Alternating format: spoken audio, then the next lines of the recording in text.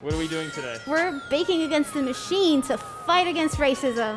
That's Paola Velez, a celebrated Afro-Dominican pastry chef based in Washington, D.C. Hi, Paola. Hi, Yara. As protests grew over the killing of George Floyd by police, she started a fundraiser that had a global impact. Bakers Against Racism. Paola and her fellow chefs asked folks across the country to host bake sales and donate the proceeds to organizations fighting systemic racism. What happened next was incredible. Paola says they raised nearly $2 million, with bake sales in over 200 US cities and across 5 continents, all in the name of Bakers Against Racism. Hi, I'm Yara, and during these strange times, I was lucky enough to learn about Bakers Against Racism straight from the source, with a mask, of course. Peaches, peaches, peaches. And how baking has actually been a big part of the historical fight for racial justice in America. So I got together with Paola at La Cosecha in Washington, D.C. And by together... This is the most distant I've ever been for an interview.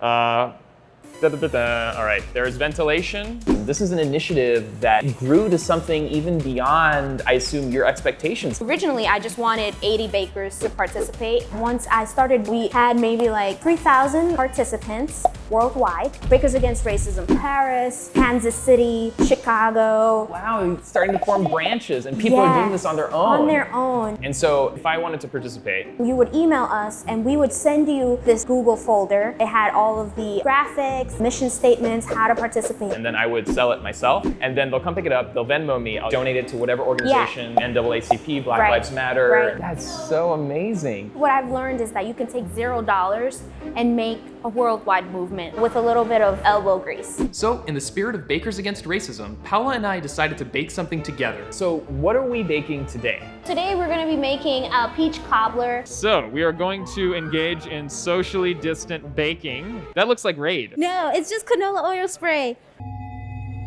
We disinfect everything, and then whatever you're gonna touch, we would hand it off to each other. I'll put it here. This will be the International Space Station of peach cobbler. So I'm going to spray my pie dish. Just give it a little spray, just like I did. Even coating. So here we have some golden peaches. So I'm just gonna chop this into, I love this knife, oh my God.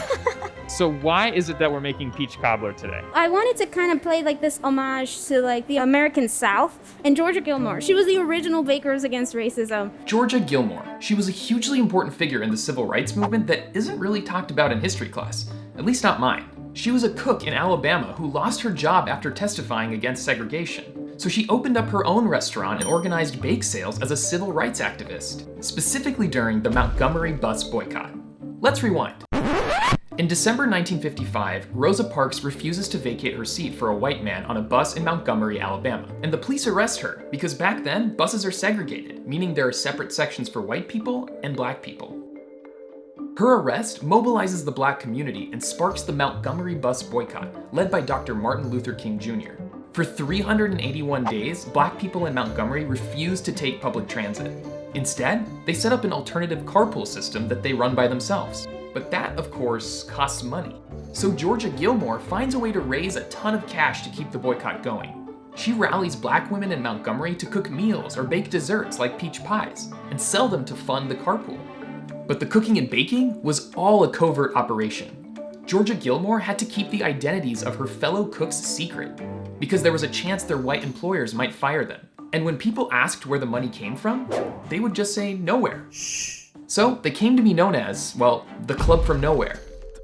Now here's what's ironic. Sometimes white Alabamans who supported segregation would actually be the ones buying the pies and cookies. So, in a sense, they were unknowingly supporting the civil rights movement. Nobody would really understand that she was baking for a cause. They Right. just saw a delicious pie. Anyway, the boycott leads to the Supreme Court ruling that segregation on buses is unconstitutional, a pivotal step in the civil rights movement. As for Georgia Gilmore, she continued feeding fellow activists until she died in 1990. She was like the OG, right? Because she funded the civil rights movement to allow us to even be here making these pies. You guys are carrying on her legacy. Exactly. So what we're gonna do now is we're gonna take some of that brown sugar and we're going to sprinkle it on and do what feels right. Over here in the middle of the table, you have some nutmeg and clove. For us, clove and nutmeg are big staples of our cuisine. Dominican cuisine. Oh, I Yes. didn't know that actually. Yeah. Lemon zest, salt, flour, butter, sauce. Squishy.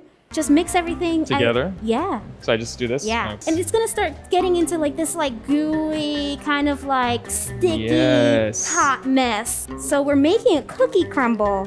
Oh. And I'm a little bit crazy like a cookie. I have my sugar, I have my butter, I have my baking powder, I have my flour. So I'm gonna actually just eyeball how much poppy seeds and kind of give it that like yummy, crunchy texture. I love this touch. So now what I'm doing is I'm just kind of like mixing it all together. You don't need a mixer to do this. You just need a little bit of patience, a little bit of love. Now what I'm gonna do is I'm gonna like Ooh, yeah. Oh, yes. layer it on top. Oh my God, beautiful. Oh, it looks so attractive. Oven is preheating to 350. Now 6 feet away, and the pie is also 6 feet away.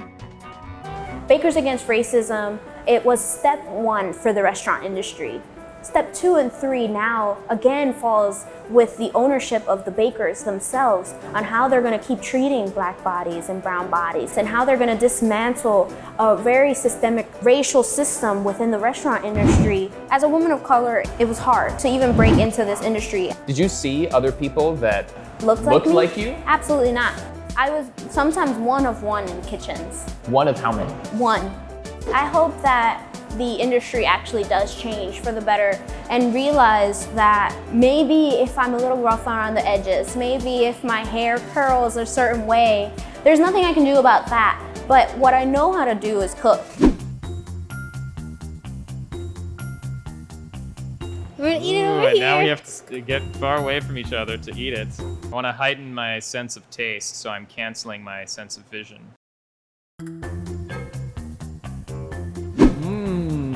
Ooh, I can sense the crunch of the poppy seeds, and these peaches are so naturally tart. That comes from the skin. The peaches are super soft and fluffy, and like the crumble is just enough salty cookie without it being like super sweet. I think I did okay. You did fantastic. Fight racism, Fight racism. one pie at a time.